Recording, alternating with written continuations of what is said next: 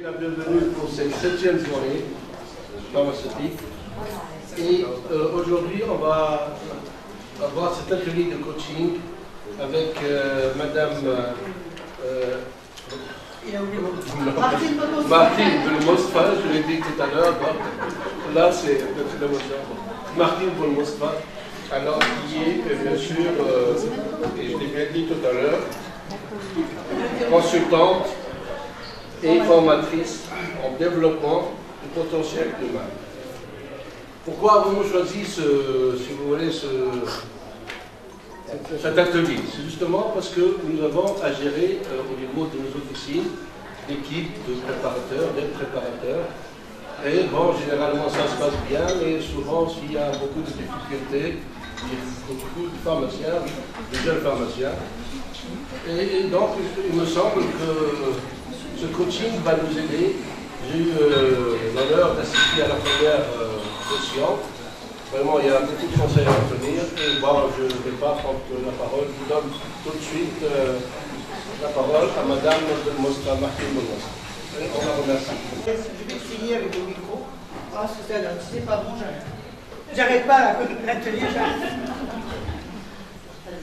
Alors bonjour ou rebonjour, parce que j'ai salué déjà certaines personnes. Merci de m'accueillir dans le cadre de cette rencontre. Effectivement, je vais parler de moi en 15 secondes. Je m'appelle Martine Belmostra. Martine, vous pouvez vous en douter, je suis française. Et en même temps, Belmostra, rassurez-vous, je vais vous raconter ma vie. Ça fait quand même 42 ans que je suis en Tunisie. Si je dis ça, si je vous dis cela, c'est simplement pour préciser que je n'ai pas ramené les concepts d'hier de France et que je veux absolument les appliquer à notre charmante Tunisie. Ma vie est ici et effectivement, je ne suis pas une enseignante non plus, je viens de l'entreprise et pour des raisons diverses et variées, je me suis reformée au cours de ma carrière à tout ce qui est technique, cognitivo-comportementale et tout à l'heure il a parlé de développement des potentiels humains parce que oui, dans tout ce que je travaille en tant que consultante, nous partons du principe que toute personne, à l'instant T, peut s'améliorer, peut évoluer, peut changer. Vous, moi, votre personnel et toute personne en famille, vos maris, je pense qu'un homme ne va pas changer, oui, c'est possible, ça dépend de ce qu'on veut, vos femmes aussi. Et effectivement, si j'avais un autre mot à donner à tout ce que j'ai fait, c'est la communication, les relations humaines, les relations interpersonnelles. Et venant de l'entreprise, j'ai choisi, dans les années 2000, de mettre mon expérience au service des autres. Et j'exerce le métier de consultante formatrice au sein d'organisations. Alors, oui, en priorité les entreprises, mais aussi j'ai travaillé beaucoup dans les cliniques, avec des laboratoires pharmaceutiques, dont j'ai eu le plaisir déjà de rencontrer beaucoup de pharmaciens et pharmaciennes. Aujourd'hui, c'est un peu un challenge parce que c'est la première fois que je travaille avec les officiers. SVR m'a demandé, parce que j'ai eu le plaisir de collaborer avec SVR Filorga. Ça se voit? C'est une illusion. Plaisante, hein, oui. Je veux dire par là que c'est un challenge, oui. Et en fait, vous l'avez très bien dit, qu'on soit en famille, qu'on soit dans une organisation qui pourrait s'appeler une société, dans la société civile, on a toujours besoin de communiquer. Alors, effectivement, coacher ou coaching en officine. Avant de vous donner le plan de ce que nous allons travailler, quand je dis travailler, on n'est pas là pour travailler, vous avez dit que j'allais vous aider, moi je dirais plutôt, parce que je n'ai pas la prétention en un atelier d'une heure et quart de faire changer 180 degrés votre style de management. C'est une sensibilisation. C'est important de savoir qu'aujourd'hui on peut faire autrement. On a fait ce qu'on a pu, on a fait avec ce qu'on savait faire, le passé est le passé, le présent est le présent, et qu'est-ce qu'on peut faire pour s'améliorer? C'est plutôt une sensibilisation. Et je commence, avant de vous donner le plan, par le mot coaching, qui est un mot qui est énormément galvaudé, mal compris, utilisé, pas seulement en Tunisie, il y a des charlatans partout, et le mot coaching, on l'a écrit au programme, ok, c'est vraiment accompagner.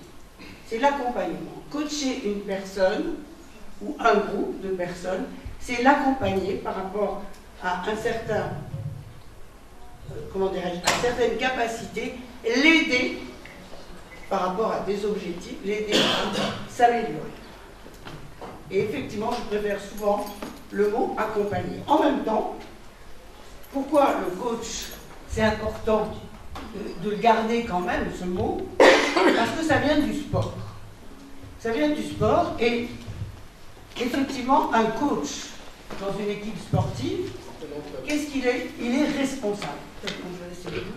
Il est responsable. Il est responsable de la réussite de son équipe. Il est responsable des objectifs. Il doit créer toutes les conditions pour permettre à toutes les équipes de réussir. Ce n'est pas lui qui marque les buts, mais il est responsable. Et c'est ça la leçon qu'il faut garder dans le mot coaching. C'est pas lui qui marque les buts, comme je disais. Si l'équipe ne réussit pas, c'est pas l'équipe qu'on renvoie, c'est le coach. Et si on ne le renvoie pas, en tout cas, on le remet en question. C'est très important d'intégrer cette notion de responsabilité. Je vous le disais, ça fait 42 ans que je suis là, et j'ai vécu l'évolution de la Tunisie. Je me suis longuement promenée avant de me marier, contrairement à ce que souvent c'est les Tunisiens qui ramènent la femme, c'est le contraire. Je suis venue d'abord. Et dans certaines régions, il n'y avait même pas de pharmacie. Hein. C'était les comptoirs de la pharmacie centrale. Et effectivement, on avait une certaine culture et on n'a pas à critiquer le passé. On dirigeait les personnes. Contrairement au coach, on dirigeait. Et le directeur, ou le gérant, ou le boss, ou le patron, hein, il donnait des ordres. Et si ça marchait, c'était grâce à lui. Si ça ne marchait pas, pour le mener. C'est la grande différence aujourd'hui. C'est difficile à accepter, c'est un changement culturel et on va voir pourquoi. Moi, j'aime pas dire qu'on est obligé de changer. Moi, je préfère changer par envie plutôt que par obligation. Mais c'est on va voir le contexte hein, qui nous oblige, qui nous oblige à changer, à évoluer. On ne change pas à 180 degrés, mais qui nous oblige à nous reposer certaines questions. Donc, effectivement, coaching en officine, je vous l'ai dit, le monde a changé. Et on va voir d'abord le pourquoi il est important d'apprendre à coacher ses équipes, à les manager, à communiquer au quotidien avec ses équipes. Et nous verrons rapidement comment c'est possible. Alors, le changement, bah oui, vous connaissez certainement le dessin, l'évolution du monde. Hein. Effectivement, je vous ai parlé des comptoirs de la pharmacie centrale à Tabarka, mais pour revenir à des choses du quotidien, moi, quand j'allais chez la CAF, quand j'avais des enfants en bas âge, qui n'étaient pas encore nés, quand j'allais chez l'épicier, donc je disais que je voulais des yaourts, j'avais un choix immense. Style, nature ou vanille. Hein, et blin ou la mouche blin, les blancs, j'avais pas le choix. Aujourd'hui, effectivement, premier facteur de changement, c'est le contexte, c'est la concurrence. Si j'ai donné les yaourts, c'est un symbole parce que vous avez vu le nombre de marques de yaourts que nous avons en Tunisie et tant mieux. Alors effectivement, la concurrence nous oblige à évoluer plus rapidement, de façon plus difficile. Je vous soumets ce petit proverbe africain qui est anonyme. Chaque matin en Afrique, une gazelle se réveille. Elle sait, pardon, je vous empêche de voir peut-être ici, hein, excusez-moi. Elle sait qu'elle doit courir plus vite que le lion ou mourir. Chaque matin en Afrique, un lion se réveille. Il sait qu'il doit courir plus vite que la gazelle ou mourir de faim. Quand le soleil se lève, peu importe si tu es une gazelle ou un lion, tu dois commencer à courir. C'est en résumé ce que nous vivons du point de vue concurrence et effectivement, je ne pense pas que ça vous reste, je dis que les pharmacies ont poussé comme des champignons partout. Et vous avez en plus les concurrents, la parapharmacie, les parapharmaciens. Alors c'est un peu le sens Ce dessin, c'est un caricaturiste français qui s'appelle Gass. Il n'est pas de Gabès, mais il s'appelle Gass. Et effectivement, tout a changé. Et vous ne le voyez pas, mais le petit bonhomme là, c'est écrit client, et il vous dit eh oh, c'est moi qui vous fais vivre. Occupez-vous de moi. Donc, premier facteur, c'est la concurrence, le contexte, la concurrence. Deuxième facteur, c'est le client qui est devenu beaucoup plus exigeant. Vous avez un rapport à une simple entreprise commerciale, vous avez un rapport de confiance. Le Tunisien, le client, ouais, il ne va pas plutôt chez le médecin. Vous avez à la maison, on le sait. Donc vous avez une relation de confiance et en même temps, vous allez le voir, le client est souvent très exigeant aujourd'hui. Et qu'est-ce qui fera la différence entre deux pharmacies? C'est vous et votre équipe. Parce que le côté difficile de votre activité, c'est que vous vendez la même chose. Vous n'avez pas le droit de faire des soldes, vous n'avez pas le droit d'attirer les clients avec des promos. Donc, qu'est-ce qui fait le succès des pharmacies? Oui, vous ne faites pas de promo, simplement, on fait enjoliver une vitrine, mettre les produits solaires au moment où il faut, etc. Mais c'est tout. Donc, effectivement, qu'est-ce qui fera la différence? C'est la qualité de votre accueil, la qualité de votre équipe. Et si l'équipe ne marche pas très bien, on le sent. Moi, j'ai une nièce qui est pharmacienne, qui vient me cacher, donc je vais plutôt chez elle, mais il m'arrive, je bouge beaucoup en Tunisie, m'arrive-t-elle ailleurs, on sent tout de suite quand on rentre dans une pharmacie, pharmacio ou un pharmacie. Où l'atmosphère est plongée, où au contraire il y a une bonne ambiance. Et qui est responsable? C'est vous. D'accord? Donc effectivement, vous ne voyez peut-être pas, mais c'est le client qui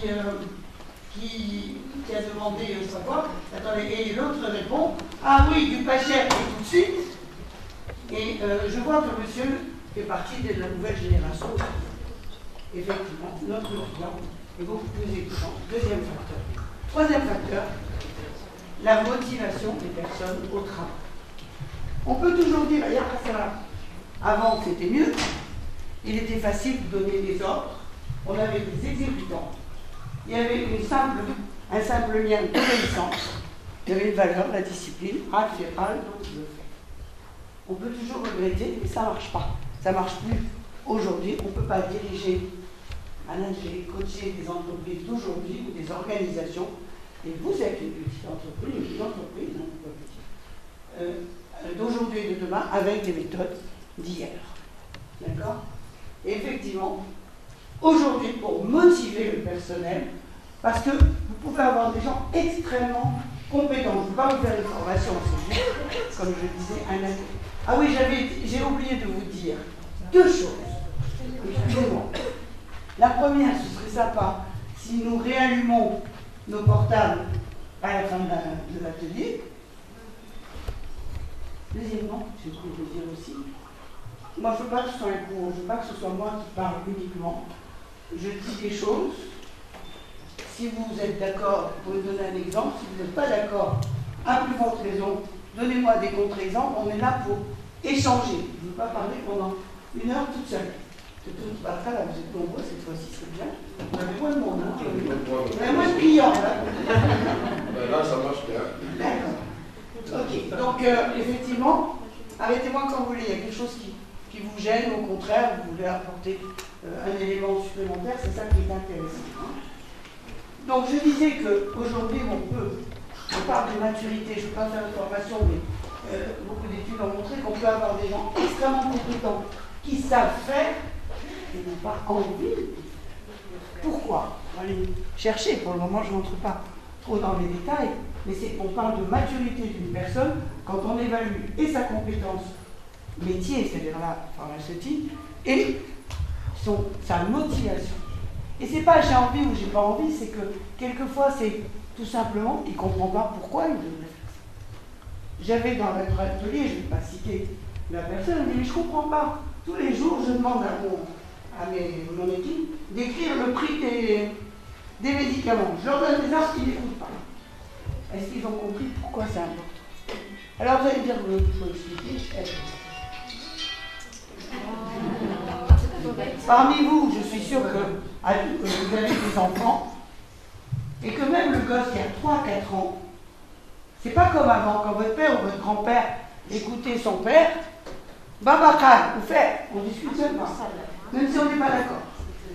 Aujourd'hui, un gosse de 3-4 ans, vous lui dites de faire quelque chose, il vous fait allez. Eh bien, le personnel dans les officines, c'est la même chose. Pour pouvoir faire avancer, développer des compétences, faire avancer une personne, il faut lui expliquer pourquoi. Ça prend peut-être plus de temps au départ, mais vous avez des équipes plus motivées, plus vigilantes. Ça n'est plus de simple exécutant. Effectivement, il faut leur donner la possibilité d'utiliser leurs compétences et d'agir sur son environnement. Qu'est-ce qui motive une personne au travail aujourd'hui? L'argent. Eh bien voilà. L'argent. Qui c'est qui imagine l'argent? Ça dépend des moteurs. Bien. C'est dommage quand vous pensez ça, je respecte ce que vous pensez, mais vous vous privez de bien d'autres facteurs de motivation. Parce que l'argent, c'est irréaliste. Quelqu'un, et c'est pas moi, simplement Martine qui le dit, il y a beaucoup d'études qui ont été faites. Quand quelqu'un gagne 100, il a envie d'avoir 110. Il va réclamer, on va négocier, je lui donne 110. Les études ont démontré qu'il va être content entre 3 et 6 mois. Après, c'est tout à fait légitime, il a envie d'avoir 120. Le facteur salaire, et bien sûr, c'est une des motivations, mais ce n'est pas la seule parce qu'elle est totalement insatiable. J'ai dit 100, je pourrais dire pour un cadre supérieur dans une très grande entreprise, 10 000. Il a 10 000, il veut 10 000 et il veut 11 000. Quand il a 11 000, il est content, il ne va pas être content longtemps. Donc, c'est un des facteurs. Pour ceux qui ont, dans leurs études, ont fait la pyramide de Maslow, il y a des besoins divers, mais après, il y a d'autres besoins de reconnaissance, d'établissement, etc. On n'en tenait jamais compte. Le pauvre Maslow, il est mort, personne ne l'a vraiment écouté. On s'en rend compte aujourd'hui. Et parce que vous ne pouvez pas, vous allez faire une psy, comme on dit, vous estimez que votre personnel mérite une augmentation, vous allez être déçu au bout de 6 mois, ils vont en demander une autre. Donc le salaire n'est certainement pas le seul facteur de motivation. Ce serait une illusion. Parce que d'abord, vous ne pouvez pas doubler le salaire tous les 3 ans. Vous vouliez dire le bien-être. Comment? Je dirais le bien-être. Mais bien sûr, c'est ce qu'on va voir. Oui, allez-y. J'ai 2 contre-exemples. Oui. Par exemple, le bien-être, il y a des personnes que pour évacuer le stress, pour être plus performant au travail, ils ont besoin de mastiquer du chewing-gum. De mastiquer du chewing-gum. On va les envoyer faire du yoga. Moi, j'ai bien envie d'interdire, mais j'ai dit que parfois, c'est très donc c'est très difficile d'y aller avec le personnel par rapport aux exigences. C'est un exemple que je ne connaissais pas. Il y a peut-être d'autres sources de bien-être que le chewing-gum en entreprise. Enfin, en entreprise, en organisation. Parce que devant le client, moi personnellement, j'appelle mes enfants, c'est interdit. Mais vous pouvez comprendre, expliquer, on verra après comment justement, on est dans le pourquoi. Il y a peut-être autre chose. Offrez-lui des cours de yoga, la respiration, il y a beaucoup de choses, mais certainement pas le chewing-gum. Quand on est en front office, c'est-à-dire en face du client, on ne peut pas se permettre. Oui, allez-y, allez-y. Ah, alors ça, vous voyez? C'est vrai qu'on peut être dans le sens où on ne peut pas travailler 8 heures en même temps. S'il vous plaît, on s'écoute. Sinon, alors, madame me disait, l'usage du portable. Vous allez voir tout à l'heure, je ne vais pas anticiper, c'est que par rapport à un cadre agréable de travail, il y a des règles du jeu à respecter. Je n'ai pas dit que c'était la communication. Vous allez voir, on va travailler sur la communication. Ce n'est pas du laxisme. Il y a des règles à respecter.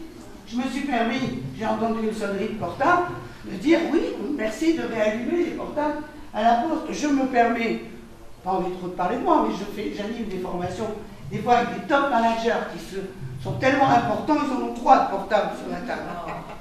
Eh bien, on les met en silencieux. Parce qu'à un moment donné, il faut savoir respecter des règles du jeu. Pour vivre ensemble, on respecte des règles du jeu. Maintenant, il est plus difficile aujourd'hui de faire respecter les règles dans l'entreprise, dans vos organisations, dans vos pharmacies. Il faut motiver, justifier. Et oui, c'est comme ça, mais c'est possible. Je permets parce que je m'amuse beaucoup aussi en travaillant. J'avais il n'y a pas longtemps une formation avec des top managers. Il y en a un qui m'a dit non, c'est pas possible. Je vais pas, il ne pouvait pas rester. Il pensait que forcément son rôle c'est de répondre, mais vous allez déranger les autres, le respect, etc. Ok. Il a tenu le coup. Et à un moment donné, il y a un vibreur. Il me dit là, je ne peux pas faire autrement. Je lui dis ah bon, c'est important et urgent. On était dans la gestion du truc. Oui, c'est ma mère. Il m'a laissé. J'ai rien contre les mamans. Mais alors j'ai dit allez-y. Et c'était pas important et urgent. Il lui demandait simplement, je ne sais plus comment on appelle là, allez, c'était juste après la graisse du mouton. Là. Elle la met au frigidaire ou non? C'est important. C'est pas si important. Donc la blague, on ne discute pas. Vous allez voir, non, une personne qui est bien motivée, qui a compris pourquoi, il n'y a pas de raison qu'elle ne respecte pas les règles. C'est ce qu'on va voir.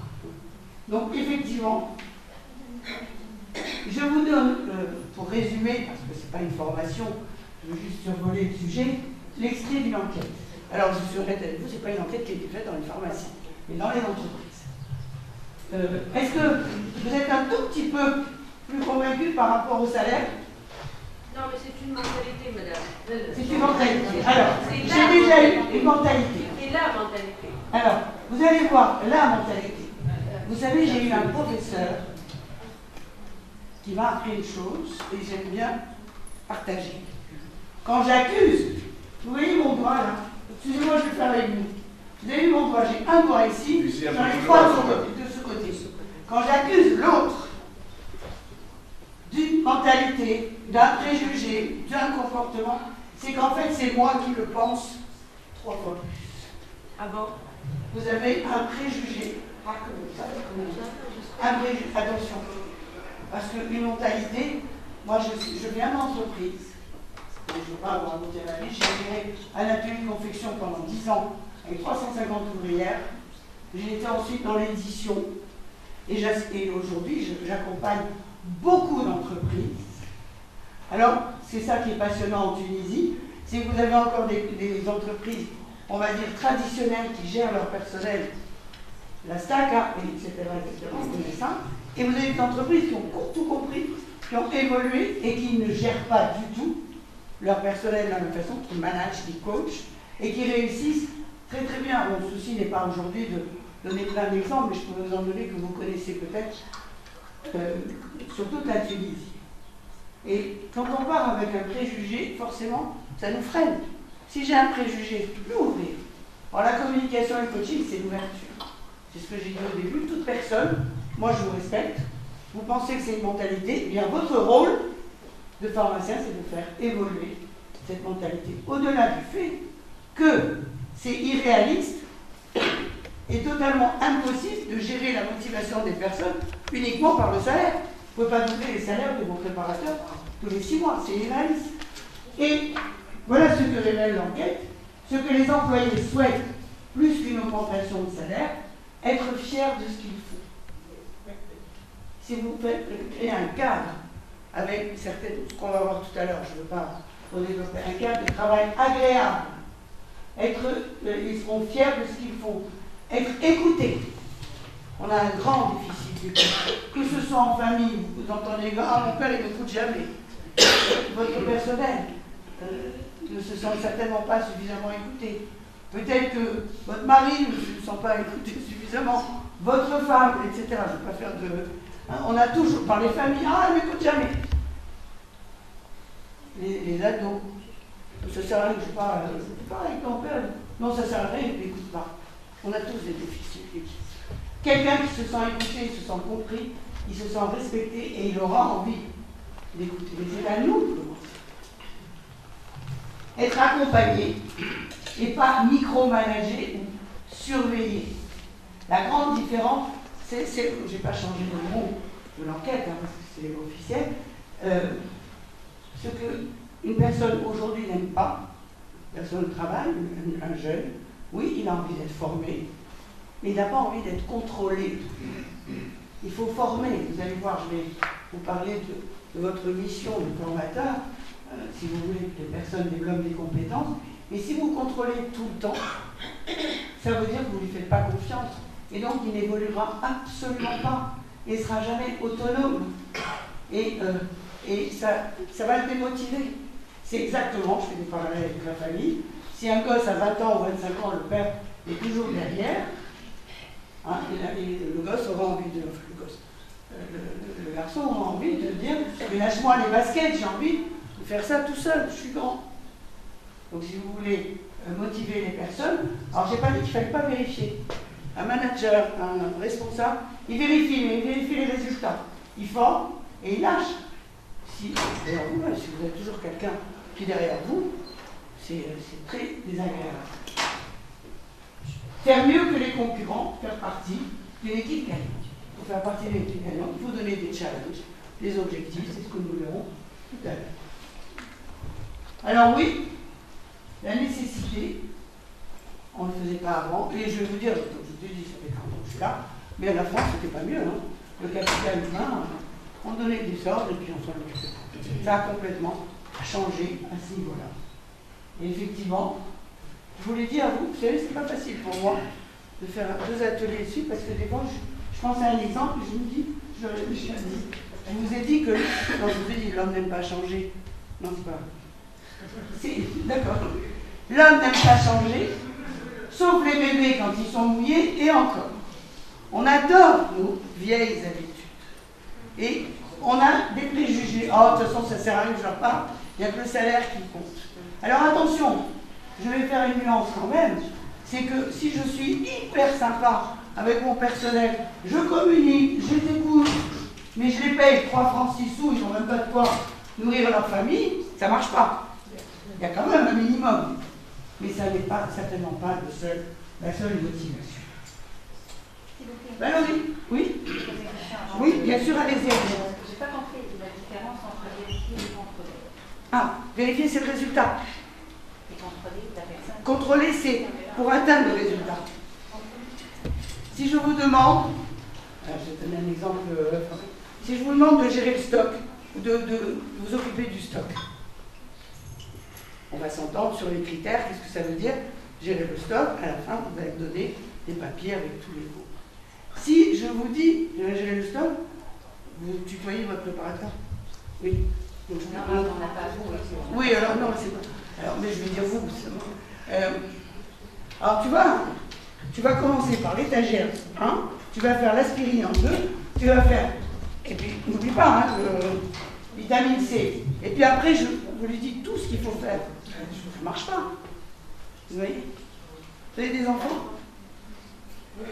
Laissez-les faire un puzzle, laissez-les faire des jeux de construction. Les Lego, si vous leur dites, tu mets la brique bleue, vous ne développez pas la autonomie. Vérifier, c'est contrôler de loi. Non, vérifier, c'est les résultats. Tu as terminé, j'ai mon ça. Pas la façon de procéder. Les résultats. Et contrôler, c'est... Contrôler, c'est chaque étape. Tu fais ça, je suis toujours derrière vous. Je suis derrière votre... Ça, c'est contrôler en une seule fois chaque étape.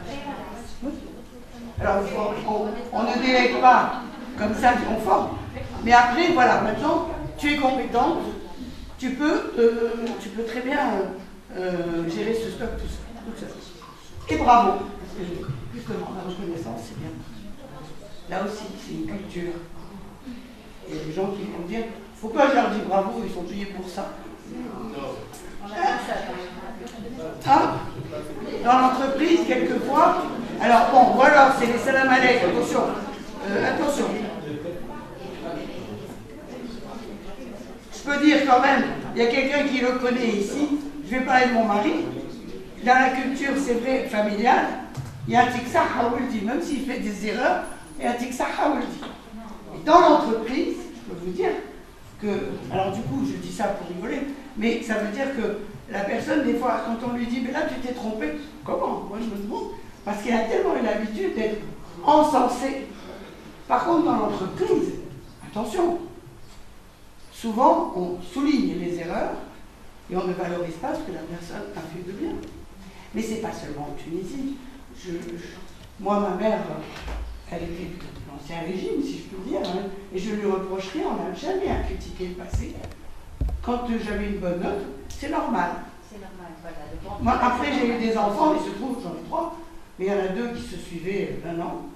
Mon fils était plutôt bon élève, ma fille, comment dire en arabe, des ailes. Eh bien, quand elle faisait un progrès dans une matière, et c'est vrai que je remercie les techniques que j'ai fait, parce que sinon j'aurais fait comme beaucoup de parents, j'aurais payé des cours de maths, des cours de ceci, ça sert à rien. Je l'ai remotivée, comment? C'est comme un escalier, un objectif, hein, et ben, quand elle avait fait des progrès, il a dit que ça, moi je suis fière de toi. Qu'est-ce que me disait ma mère? Mais tu es folle, si tu lui dis ça, elle ne va plus rien faire. Et c'est un frein dans l'entreprise. Si je lui dis bravo, il va me demander une augmentation. C'est ça. Il faut être honnête avec soi-même, c'est comme ça. Et c'est ça qu'il faut changer. Alors oui, effectivement, votre rôle, j'ai parlé du coach, j'ai parlé du responsable, c'est de développer les talents.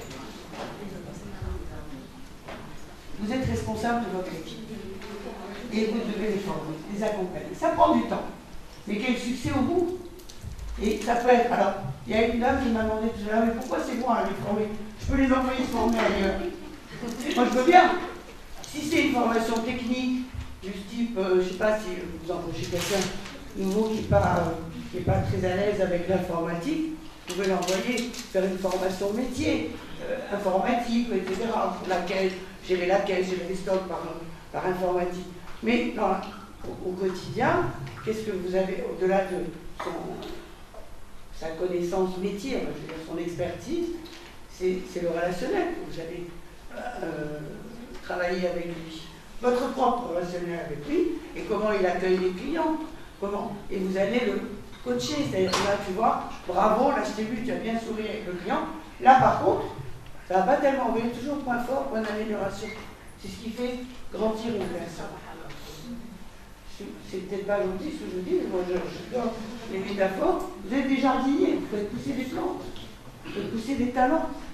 Et le vrai pouvoir, aujourd'hui, d'un responsable, d'un chef d'entreprise, d'un pharmacien dans sa pharmacie, le vrai pouvoir, vous le verrez dans les yeux de votre équipe, quand ils verront en vous quelqu'un qui les aide à grandir. C'est ça qui est important.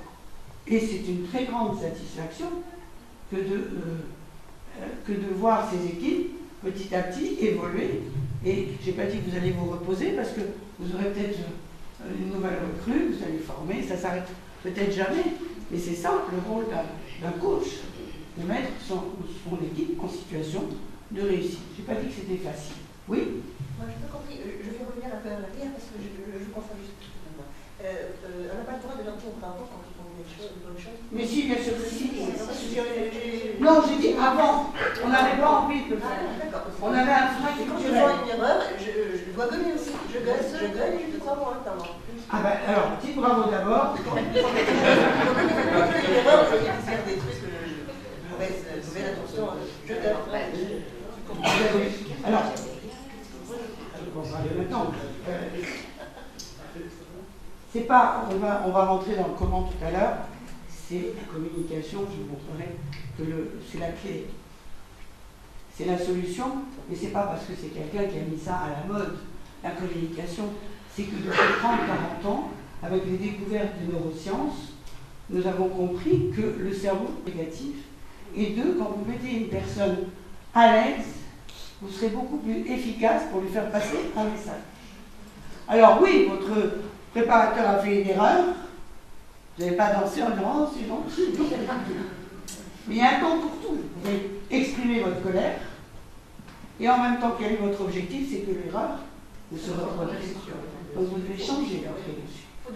Si vous êtes très énervé ce jour-là, soit vous faites un jogging autour de votre pharmacie, soit vous faites du yoga Vous n'avez pas le temps. Il faut agir maintenant. Il ne faut pas agir devant le personnel, mais devant les clients. D'abord, ça c'est élégant et je dirais humiliant. C'est humiliant, il ne faut pas l'humilier. Mais c'est surtout pas efficace. Devant le client. Oui. Il faut agir à temps également. Alors, si on laisse traîner certaines. J'ai jamais dit traîner. J'ai jamais dit traîner, mais il y a un temps pour tout. Il y a un temps. Si vous voulez que la personne capte bien, comprenne bien son erreur et qu'elle ne la renouvelle pas, vous devez effectivement, changer d'émotion. Pas toujours facile. Moi, j'ai pas dit que j'avais les recettes miracles, hein. Sinon ça fait longtemps que j'aurais acheté le livre de Romy Sanefa et je serais la meilleure du monde. Mais on doit tendre vers une nouvelle façon de communiquer avec ses équipes. Donc je change d'émotion. Et 2, là, je vais rappeler, on va voir tout à l'heure les objectifs, qu'est-ce qui s'est passé, et je valorise. Tu as l'habitude, j'ai confiance en toi, tu as l'habitude de faire ça bien, son cerveau, il va s'ouvrir. Et là, vous pouvez passer le message, comment faire pour ne pas retenir. Combien de fois on a vu des enfants qui baissent la tête, soit devant le maître, le prof ou le père, il attend que ça passe, le père est très en colère, et il va être encore plus en colère parce que je lui ai tout dit, il n'a rien retenu. Normal. C'est pas Martine qui le dit, je me dis, on a vu beaucoup de choses, et encore beaucoup de choses à découvrir sur le fonctionnement du cerveau. Effectivement, on commence par les points positifs, c'est pour ça que je vous ai dit, je n'ai pas bravo ce jour-là, mais en tout cas, j'ai l'habitude de te faire confiance, tu fais ça très bien, le client était très content. Là, par contre, il sera totalement ouvert, en arabe, même se taire. Vous aurez été efficace pour passer votre message. D'accord? Alors, effectivement, c'est une phrase inérable, elle m'en dit un longtemps quand même. Mais déjà, elle me disait, il fut un temps où la direction était synonyme de force et de puissance. De nos jours, la direction est synonyme de travail en équipe. Et c'est ça. Il crée un cadre de travail agréable où les équipes communiquent, mais il faut pour ça changer. Et il vaut mieux, je me suis permis de faire une plaisanterie avec vous qui parlez ici. C'est pas moi qui dis ça, c'est Pierre Dac qui est un vieux humoriste français, et je vous ai mis le pansement. Il vaut mieux penser le changement que changer le pansement. Changer, envie ou obligation. Je vous ai dit, l'obligation, moi j'aime pas faire les choses par obligation, je préfère les faire par envie. Il faut être conscient que le contexte a changé, le client a évolué, que les personnes au travail ont évolué. Si je veux que ça change, c'est à moi de changer en priorité. Alors oui, en résumé, pour cette première partie, pourquoi vous êtes un chef d'orchestre dans votre pharmacie. Et le chef d'orchestre, ça veut dire beaucoup de choses. Ça veut dire d'abord, il est responsable. Et il doit vérifier que chaque musicien joue bien. Par rapport à qui? Par rapport à un public. Et effectivement, il faut qu'il vérifie aussi que les musiciens jouent bien ensemble, pour être en harmonie, sinon ce sera la cacophonie. Donc ça résume beaucoup votre position dans la pharmacie. Vous êtes d'accord avec ça? Oui. Hein? Oui?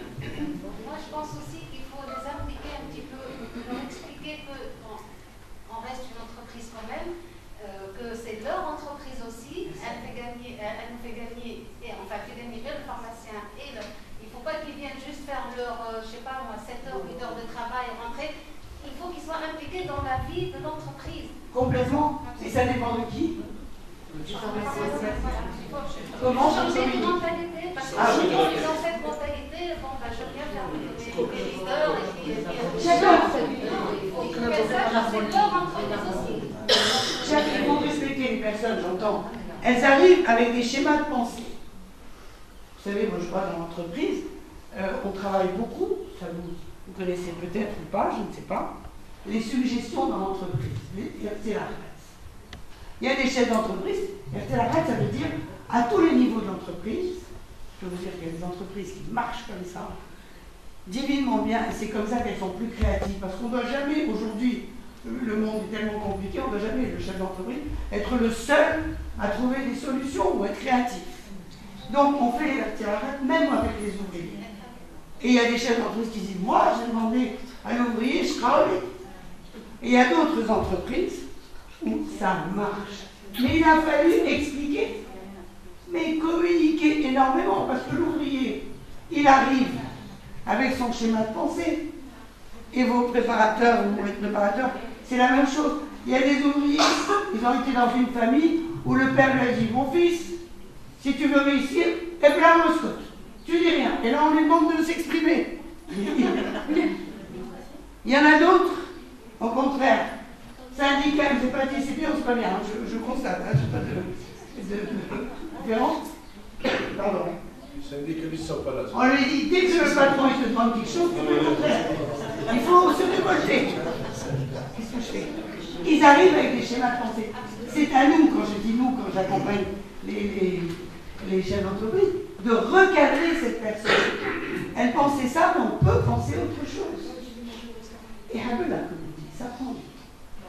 Mais il faut d'abord être convaincu soi-même. Si je pars du principe que tant pis, je vous l'ai dit, les Tunisiens, bon, on me dit de temps en temps, madame, vous rêvez, vous tournez, c'est avec tendance. Quand je vais à Sfax, madame, tu sais ce que je kiffe.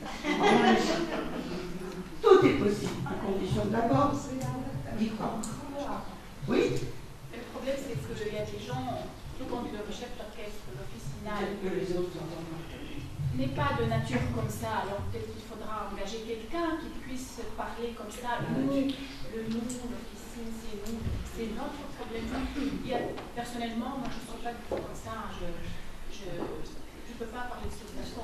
Peut-être qu'il faudra engager quelqu'un pour s'occuper de ces... Vous engagez quelqu'un pour élever vos enfants? Parce que la nature, Vous engagez quelqu'un pour être employé, vous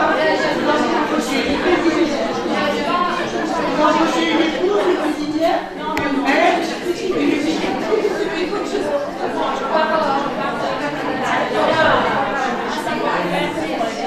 un savoir-faire.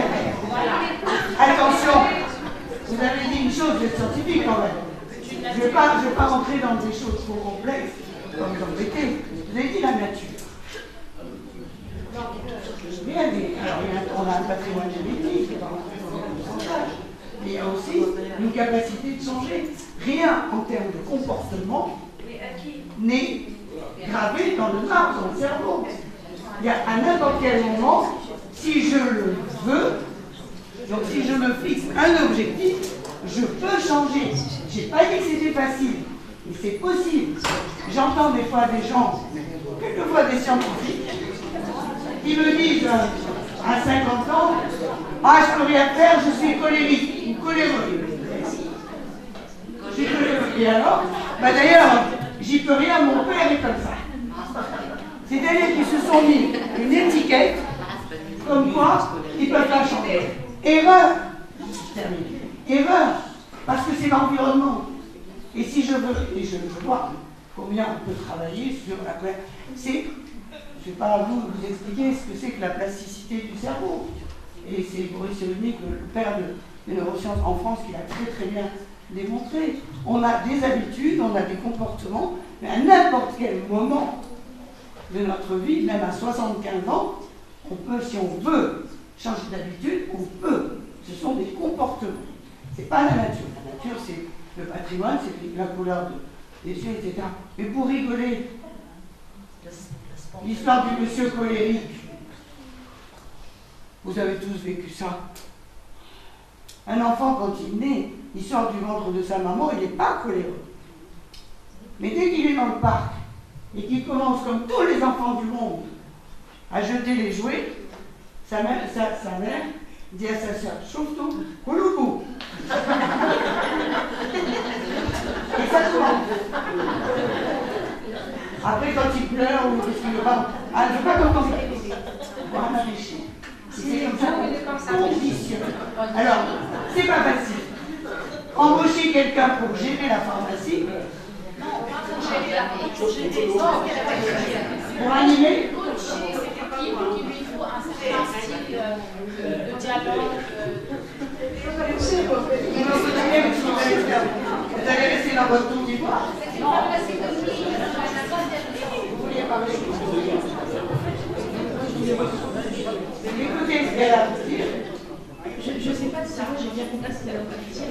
Parfois, peut-être qu'on n'a pas envie de prendre cette tâche. C'est-à-dire qu'elle peut avoir une personne de confiance dans la pharmacie. Elle est le pharmacien titulaire de sa pharmacie. Elle peut avoir un pharmacien assistant ou une personne de confiance qui travaille dans la pharmacie qui va peut-être faire les tâches qu'elle n'a peut-être pas forcément envie de faire ou non, je sais pas, je vous pose la question. Pourquoi vous pensez que c'est comme ça?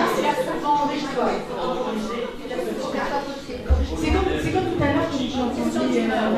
Écoutez, je disais tout à l'heure, elle disait qu'on ne voit pas la différence entre surveiller et entre les surveiller. En fait, il y a aussi, comme on dit, l'art et la manière de le dire. Enfin, je sais pas, moi je vais pas reprendre votre... C'est juste une question, là c'est sous forme de question. C'est-à-dire que quand on dit l'art et la manière, la façon de dire les choses, c'est aussi une façon de transmettre ce que vous avez envie de dire. La façon dont vous regardez, par exemple moi quand j'ai un client qui arrive et que j'ai 3 personnes devant, je vais quand même le regarder avec un regard, voilà, un petit sourire ou un regard magnanime, de façon, je ne vous ai pas oublié, je m'occupe de vous, mais je finis avec monsieur et madame. Voilà. Donc en fait, là... Et ça, vous ne pouvez pas l'apprendre dans votre Si, mais c'est pas ça, en fait. C'est pas dans ce sens-là. Parfois, il y a des tâches, moi je sais pas, moi j'ai travaillé en tant que pharmacien assistant. Mon ex-patronne, il y a des choses qu'elle ne voulait pas faire parce qu'elle n'avait pas la façon. Elle se dit, voilà, c'est mieux, toi tu as l'habitude, tu déjeunes avec eux, tu es plus proche d'eux, donc ça va être plus facile, tu peux mieux leur transmettre. Oui, plutôt dans ce sens-là. Oui, c'est vrai, mais n'empêche que ça marche comme vous voulez. Après, c'est juste une question. C'était peut-être, je sais pas, moi je sais pas si on a bien compris ce qu'on voulait se dire. Voilà. Moi, vous provoquerez moins d'engagement avec votre personnel. Tenez, je vous rends votre micro. Ah, pardon. Vous, s'il y a 2 chefs d'orchestre, oui. Vous pouvez avoir un sous-chef, moi je veux bien.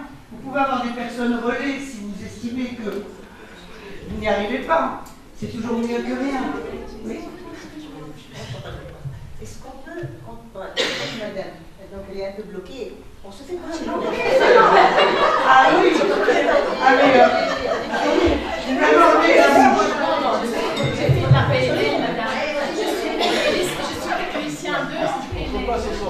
Alors, je suis enseignante certifiée en PNL. Moi, je suis technicien de PNL. Je crois totalement en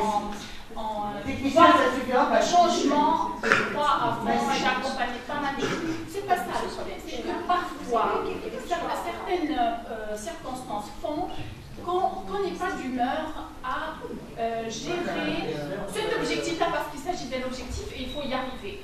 Donc, parfois, on est nous-mêmes arrachés pour aller travailler le soir, parce que c'est mon cas, oui. Que tu vas arrêter à un certain moment d'être toujours, de cliquer toujours vers l'objectif, hein. Et puis il y a des failles, et puis on laisse tomber. Et puis... Donc, peut-être que engager quelqu'un qui s'occupe de cette équipe-là et qui atteigne son objectif, ça sera parfait. C'est pas du tout question qu'est-ce que je vais faire. Vous qui êtes pénaliste, vous savez bien qu'on ne fait rien. Je vais gérer les urgences des gens, je vais sortir de derrière mon comptoir et servir ce monsieur au lieu de faire la queue, de lui donner son aérol par exemple, et voilà. Et alors, beaucoup d'autres vous avez parlé de technicien PNL, simplement je ne vais pas rentrer dans ces détails. Vous savez bien qu'on ne fait rien sans objectif, ça dépendra de votre objectif. Si vous décidez de déléguer totalement à une personne le management de la pharmacie, je veux dire totalement la relation avec votre équipe, c'est votre droit le plus absolu. Mais la personne à qui vous avez délégué ça, vous l'avez très bien dit. Là, je parle même pas de coaching, on peut le faire à titre individuel, parce que moi je suis en formation en entreprise, mais je coach aussi individuellement. Mais là, effectivement, toute personne mérite, je dis bien mérite, vous n'avez pas appris à la fac, à la pharmacie, à communiquer, mérite de bénéficier d'une formation. Les top managers que j'ai en entreprise quelquefois, ils ne veulent pas faire la formation en Tunisie, ils vont la faire à Paris. Parce qu'ils ne veulent pas qu'on dise, ah, il faut apprendre. Et alors, on a tous besoin d'apprendre, à tout âge. Le monde a changé, il y a de nouvelles techniques. Pourquoi on apprend de nouveaux logiciels? Et sur le plan humain, on ne pourrait pas apprendre. Oui, on peut apprendre. C'est possible, à condition de le vouloir, et on a besoin de formation. Bonne nouvelle, on va le voir tout de suite après. La communication, c'est pas un don.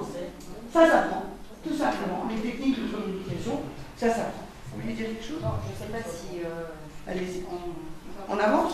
On vous fait perdre un peu de temps. Ah, mais moi je suis là pour vous, je ne perds pas mon temps. Non, vous parlez des chefs d'orchestre, et moi je parle toujours de l'esprit d'équipe dans mon officine.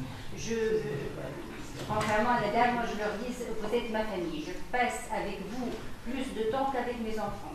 Je les appelle mes enfants pour les stagiaires, mes sœurs pour ceux qui ont à peu près mon âge.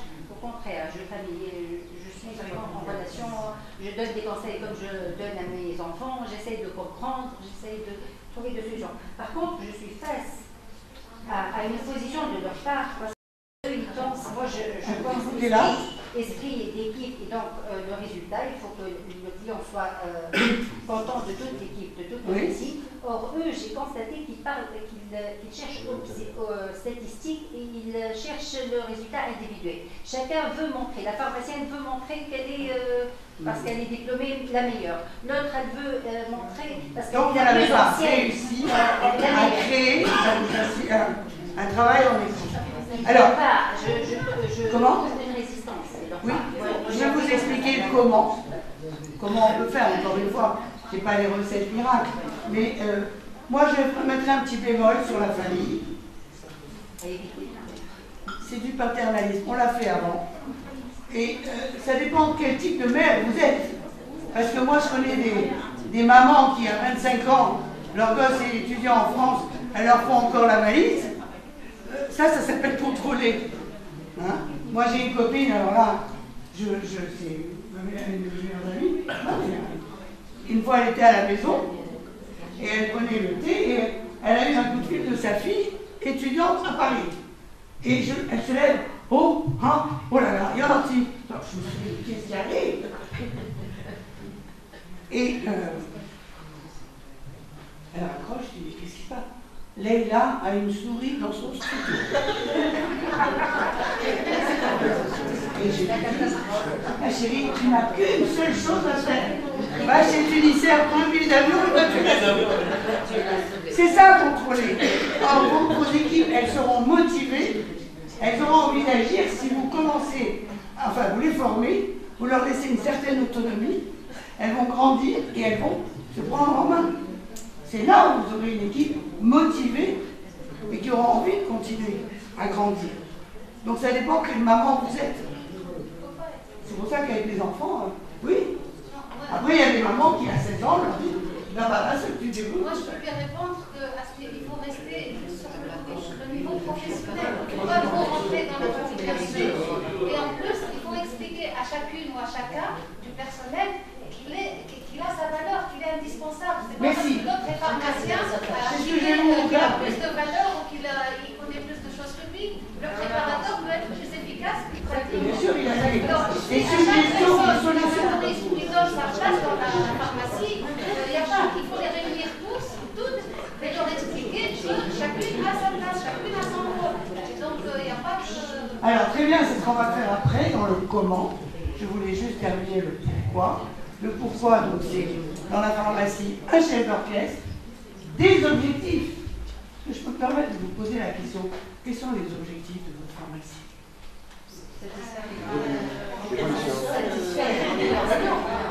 Donner des prestations sanitaires. Donner des prestations sanitaires à haut niveau. Présenter des prestations sanitaires. Présenter des prestations sanitaires de haut niveau. En premier lieu. Évoluer. Vous avez vu que les objectifs sont pas les mêmes? Oui. Le chiffre d'affaires. Ben voilà.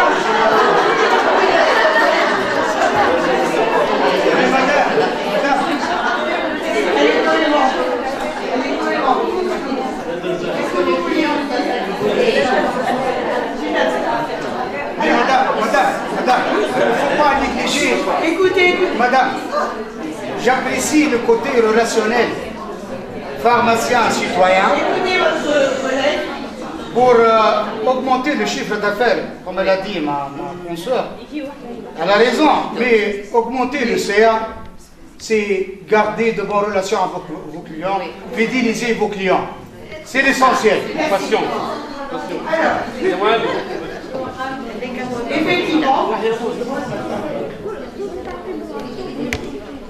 toute entreprise commerciale, l'ATA, elle ramasse le parfumeur du quartier.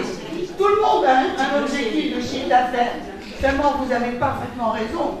Pour arriver à un chiffre d'affaires aujourd'hui, eh bien oui, premier, et c'est l'histoire de la cible, quand on va dans le mille, on gagne plus, c'est d'abord satisfaction et fidélisation client.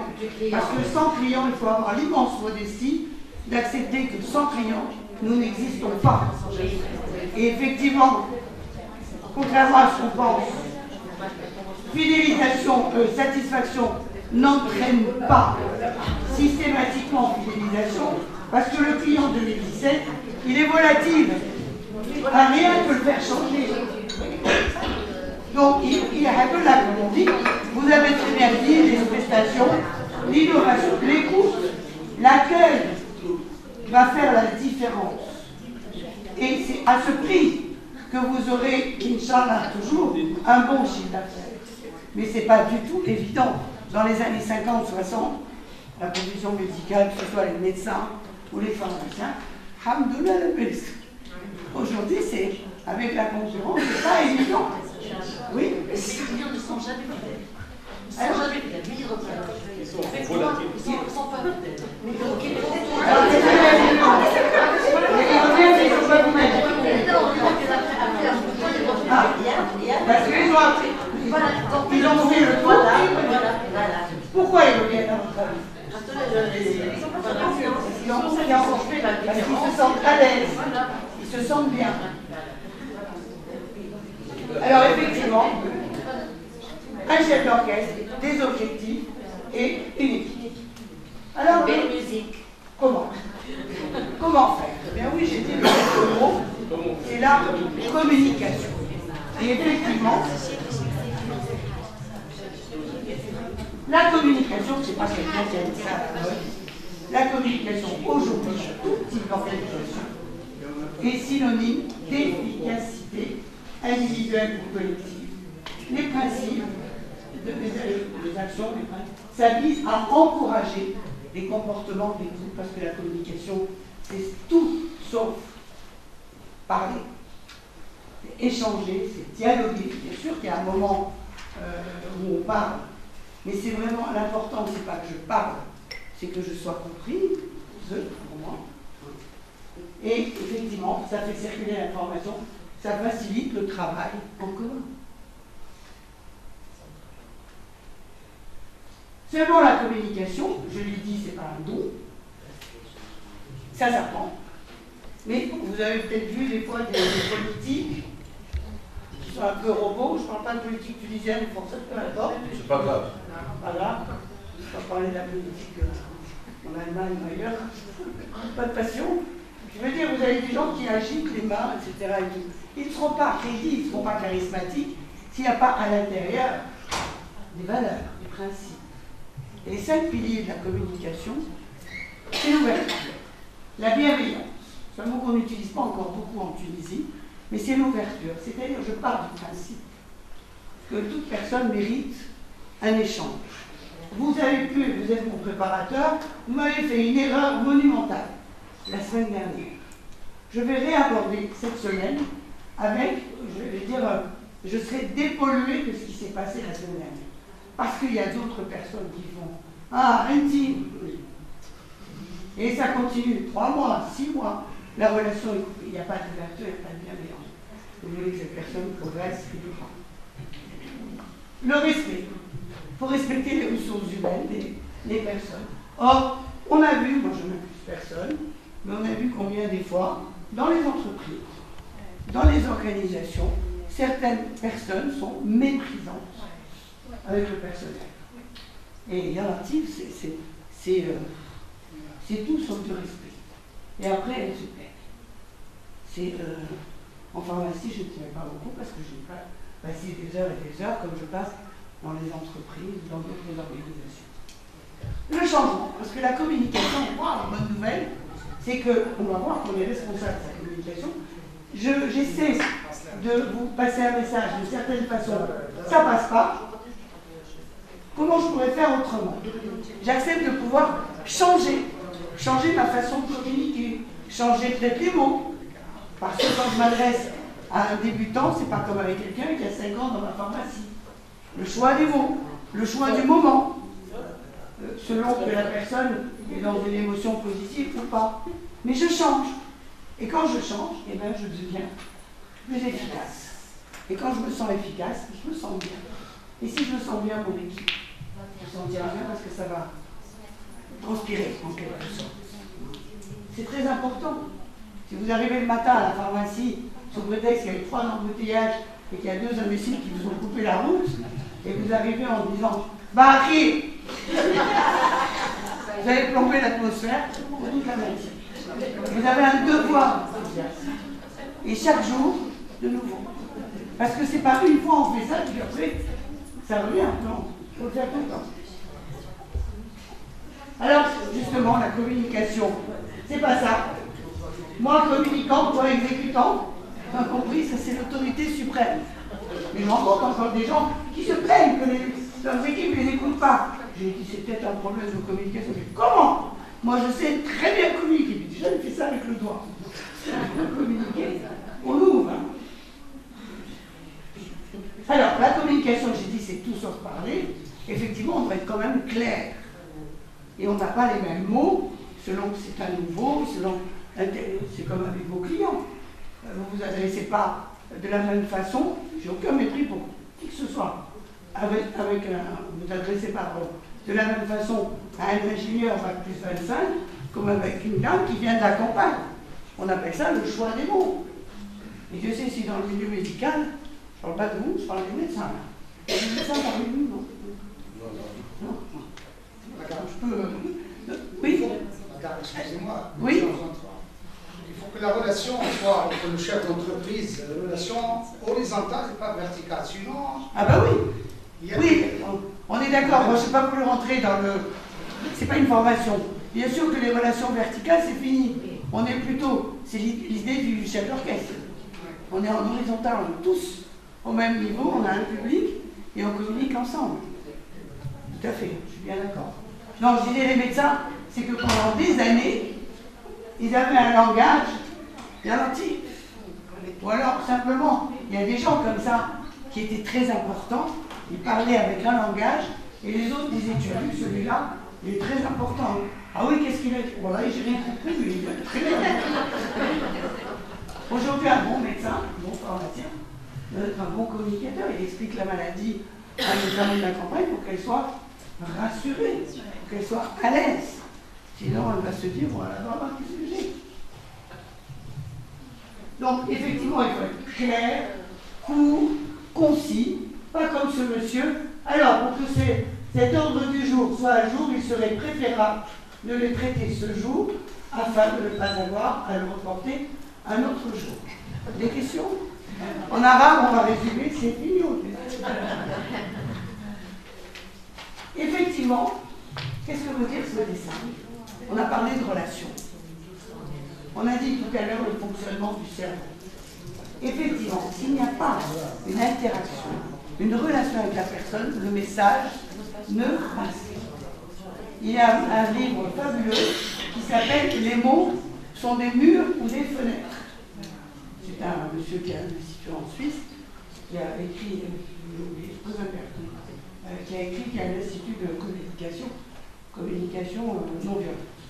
Effectivement, s'il n'y a pas la relation, le message ne passera jamais. Et effectivement, en communication, on appelle ça établir le rapport, qui est une relation de confiance mutuelle, de sécurité et de reconnaissance. Je vous reconnais comme préparateur, reconnaissez-moi comme le pharmacien. Et sans le rapport, ben, on ne peut pas communiquer. C'est comme un cosmonaute qui voudrait sortir dans l'espace sans sa combinaison spatiale. On est d'accord qu'il va exploser. Il va aller plus haut, mais il ne va pas revenir. Madame, Oui. Vous pouvez nous donner, s'il vous plaît, le nombre d'auteurs de ce livre? Oui, c'est les murs sont des murs, les mots, pardon. Les mots sont des murs ou des fenêtres. C'est Rosenberg. L'éditeur, je sais. Vous pouvez répéter les trois confiances. Relation de confiance, de sécurité et de reconnaissance mutuelle. Pardon. Alors j'en ai parlé tout à l'heure.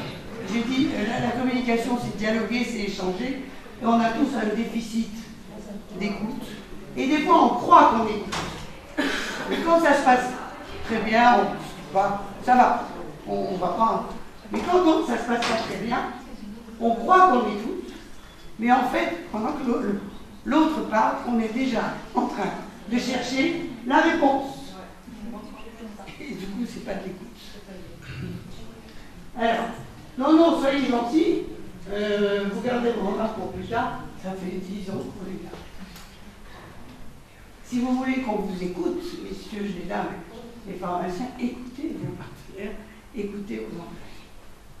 Tout le monde est là pour s'exprimer, mais si chacun se tait, ça ira plus vite. C'est pas ce que je vous demande, mais c'est très souvent comme ça que ça se passe.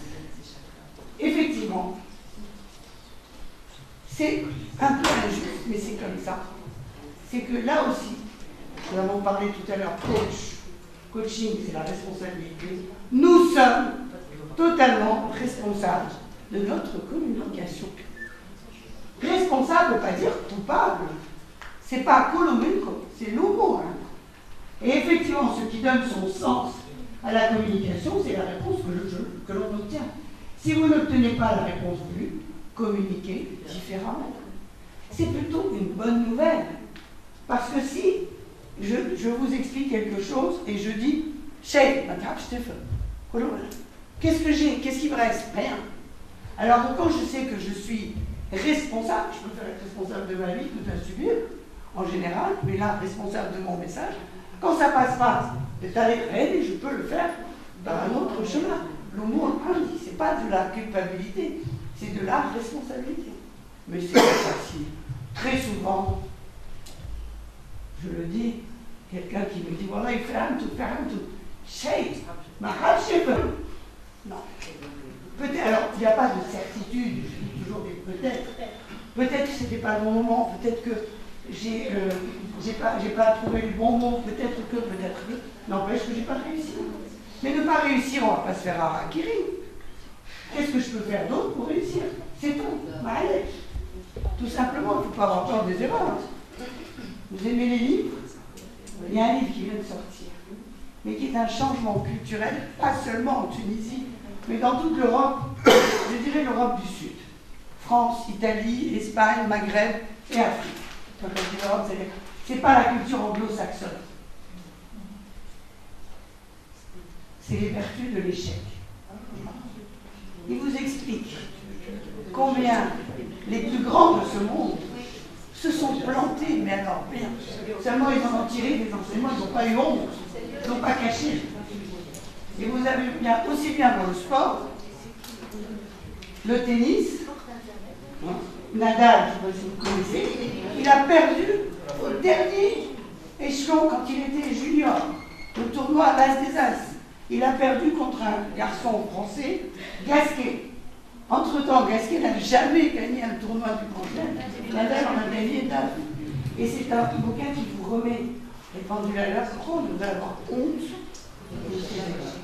Or, on nous a culpabilisés à l'école, le ratat, les fautes, etc. C'est un changement complètement, c'est un changement culturel aussi. Charles Dulin, mais vous tapez les vertus de l'échec qui vient de sortir. Oui. C'est qui l'auteur? Charles Dulin. Vous avez une équipe, pour leur expliquer, assassiner, ça marche vite. Mais il faut toujours être derrière, il faut toujours être. Dès que vous relâchez un petit peu. Alors, quand ils ne sont pas là, comment quand le chat n'est pas là, les souris en. Alors, mais il y a un relâchement. Moi, j'ai pas dit. Alors, comment on peut faire pour que ça soit acquis, pour que ça rentre?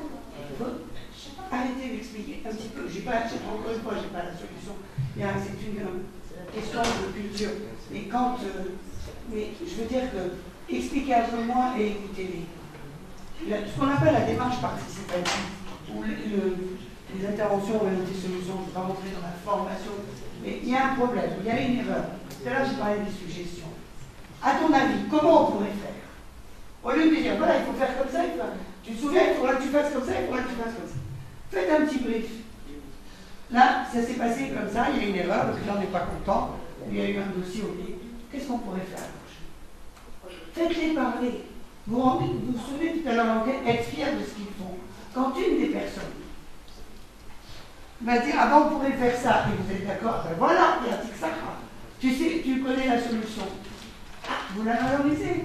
Au bout d'un moment, quand elle va venir vous voir avec un problème, ne le résolvez pas. Maintenant, tu sais faire. À toi de te débrouiller. Il faut avoir. On vient d'en parler. Il ne faut pas avoir peur de l'erreur. Non, pas au niveau de l'erreur, pas quand elles font une erreur. Mais vous avez passé des choses et tout que. Il y a des principes, je ne sais pas. Elles le font bien, mais dès que moi je me retire un petit peu, je lâche un petit peu. Vous êtes là. Moi je vais vous dire. On va voir maintenant le comment. On va voir le comment. Je vais vous dire qu'il faut créer un cadre de transparence. Moi je n'ai pas la réponse, posez-leur la question. S'il y a une belle relation, attendez, là j'ai ça, qu'est-ce que je peux faire? Être là tout le temps? Ou comment on pose? Qu'est-ce qui s'est passé? Posez des questions. Et je pose la question. Est-ce que c'est des questions ouvertes? Elle sourit, elle me dit, elle ne répond pas. Moi je pense que attention, est-ce que c'est une mentalité. Si vous partez d'une mentalité, c'est comme si vous colliez une étiquette. Ça s'appelle des préjugés. Mais pourquoi alors on n'avance pas? Mais parce qu'elles n'ont peut-être pas compris l'intérêt de le faire. Et c'est ça ce qu'on va voir maintenant. Si vous voulez, encore une fois, je n'ai pas la recette miracle, mais ça vaut le coup de les faire parler. On appelle ça la démarche participative. À ton avis, comment on pourrait faire? Qu'est-ce qui fait? Alors attention, les questions. Pourquoi? Alors jamais vous avez une personne la question, pourquoi tu as fait ça? C'est totalement accusateur. Qu'est-ce qui fait que? Comment tu peux m'expliquer? Qu'est-ce qui s'est passé? À ton avis, comment on pourrait faire? Ça n'est que des questions ouvertes. Et c'est pourquoi tu as fait ça? C'est tout l'enjeu de la communication. Ce qu'il faut retenir de ça, c'est que nous sommes responsables de notre communication. Responsables de des bonnes nouvelles, des techniques de communication. Ça prend. Alors, effectivement, on arrive le comment de la communication, le cadre, les règles, si vous voulez, du coaching collectif. Oui, vous avez des choses? Faites-nous partager. Madame de la Marsalle. Oui, je connais le début, mais j'ai pas. Non, j'ai dit, quand le pharmacien se retire, il faut qu'il y ait quelqu'un d'autre. Est-ce que une équipe, pour toute entreprise, il faut toujours un chef d'entreprise? Alors, aujourd'hui, ça change. Le chef, il est derrière. Quand il a formé son équipe. C'est un des problèmes où il est dedans. Il a tout c'est comme je l'ai dit présent. J'ai dit, j'ai un peu un pilote d'hélicoptère. Pour répondre à madame, et en même temps à vous. Un pilote d'hélicoptère, pourquoi je pas dit un pilote d'avion? L'avion c'est trop haut. Pilote d'hélicoptère, c'est qu'il laisse ses équipes avancer. Pourquoi l'hélicoptère? Parce qu'il est transparent. Il est en verre. Je vois les hélicoptères de l'armée, vous savez, les hélicoptères d'avant. Il voit ses équipes avancer. S'il y a un vrai problème, il peut atterrir. Il peut atterrir n'importe où. C'est l'idée de l'hélicoptère, c'est du terrain. Mais il doit être en haut. Sinon, ce n'est pas de la vérification, c'est du contrôle. S'ils sentent que vous leur mettez toujours quelqu'un derrière le dos, ça les démotive et ils ne sont pas vigilants. Cool, s'il va, il y a toujours quelqu'un qui va me contrôler. C'est ça, l'autonomie. Et c'est pour ça que je fais un petit peu le parallèle avec la famille. Ça dépend si je veux que mon fils à 20 ans, il soit autonome et il se débrouille comme un chef, ou s'il a toujours besoin de papa et maman. Et c'est toute une éducation qui est différente. Et dans l'entreprise, oui, on doit changer et c'est pas facile. Moi, j'ai fait une entreprise qui me dit, mais si je suis plein, à quoi je sers? À quoi je vais servir? Et il y a des gens, au contraire, gèrent leur entreprise de façon extraordinaire. Quand je rentre dans leur bureau, il n'y a rien du laxisme.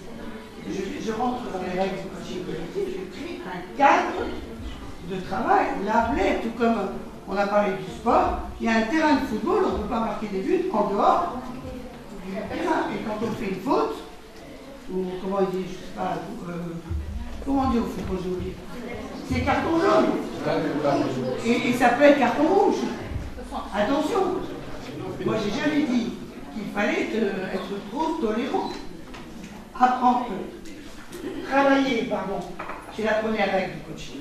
Travailler, encore une fois, je reviens sur les objectifs stimulants.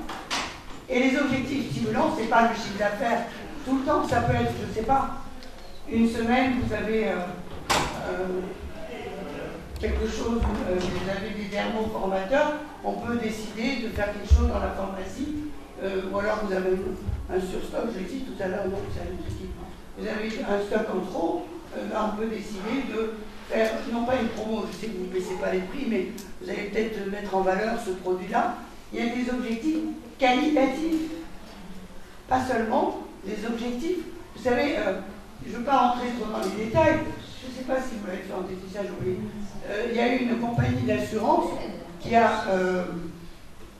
demandé une étude évidemment pour réviser ses prix, pour étudier des tarifs sur les assurances individuelles, c'était en Europe, et ils ont chargé les médecins, les psychologues, d'étudier le niveau de santé des personnes.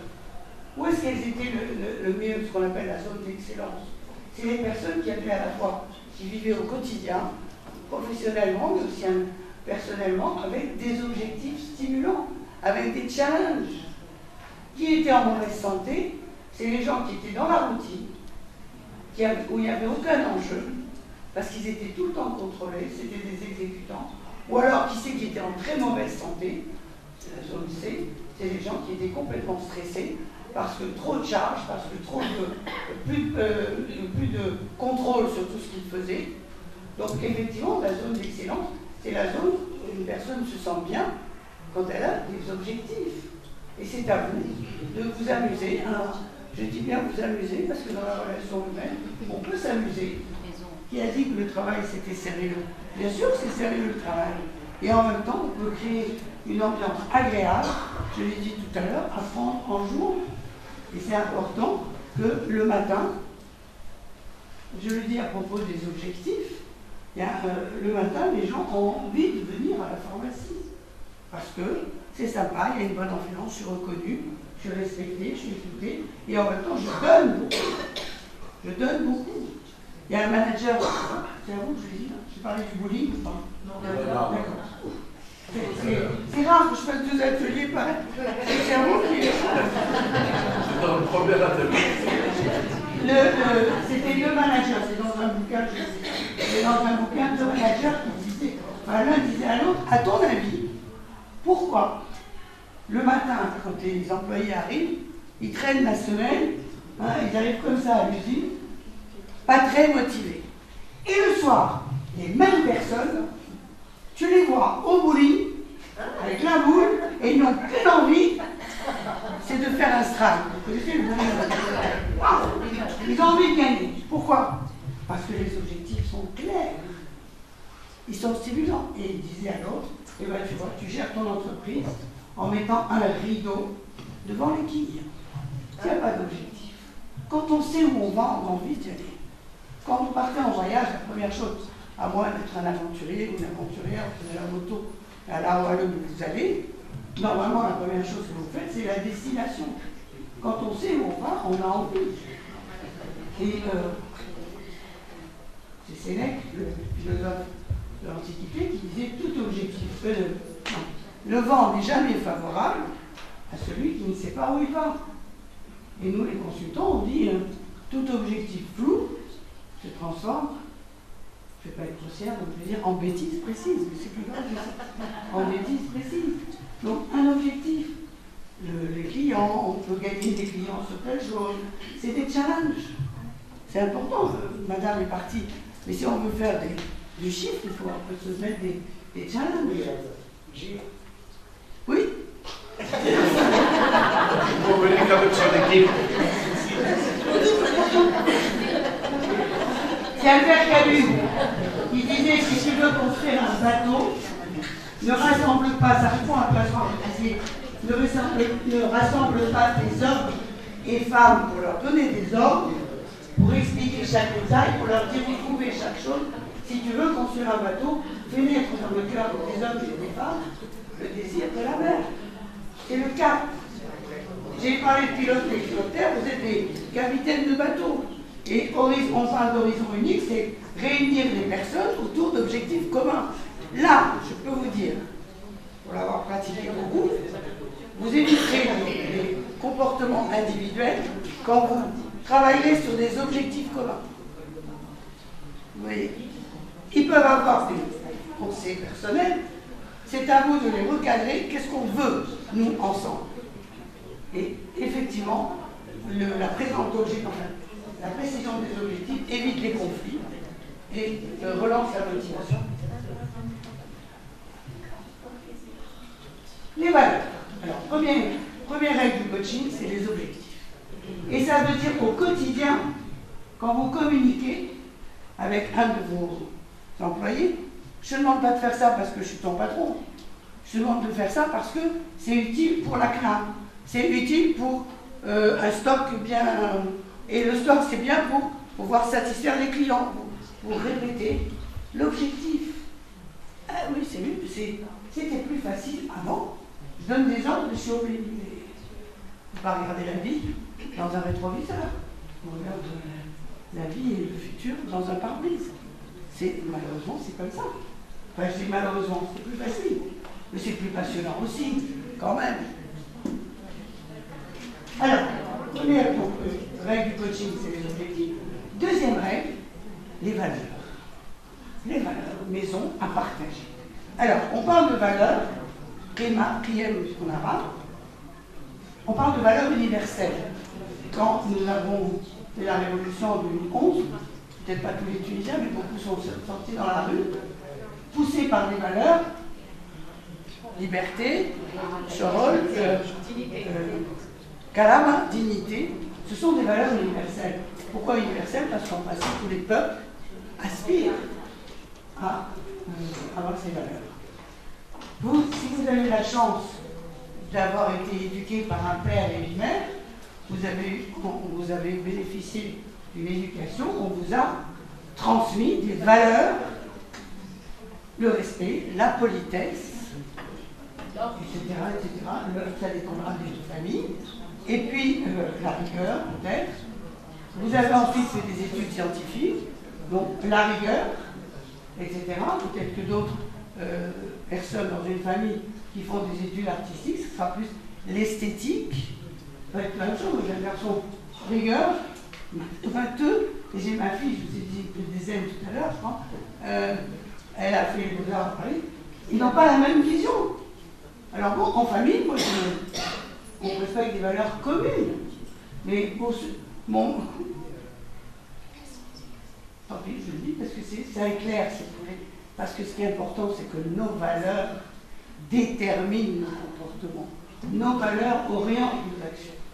Moi, j'ai un fils qui est très scientifique, 22 ans, et sa femme est pareille. Quand ils ont eu un gosse, ma fille n'a pas allaité. Donc, il me l'a confié quand il venait en vacances, ils sont étrangers. Il avait un tableau. Comme ça, le grammage, l'heure, machin et tout. Et combien il reste dans le biberon. Et j'étais obligée de remplir le tableau. Ma fille, qui est justement pas du tout rigolo, elle donnait ça, et alors, combien il prend, etc. Les 2 heures, les 3 heures. Et elle me fait. Et l'autre, mon fils, ne pouvait pas comprendre comment on nourrit un enfant sans être sûr. Et vous parliez tout à l'heure, c'est moi On a des schémas de pensée. Vos équipes arrivent avec des valeurs qui ne sont peut-être pas les vôtres. Et c'est ça. Et, excusez-moi, je lâche de faire ça avec un monsieur. Ah, c'est vrai. Ça y est, il a pété le plan. Excusez-moi, vous appelez comment?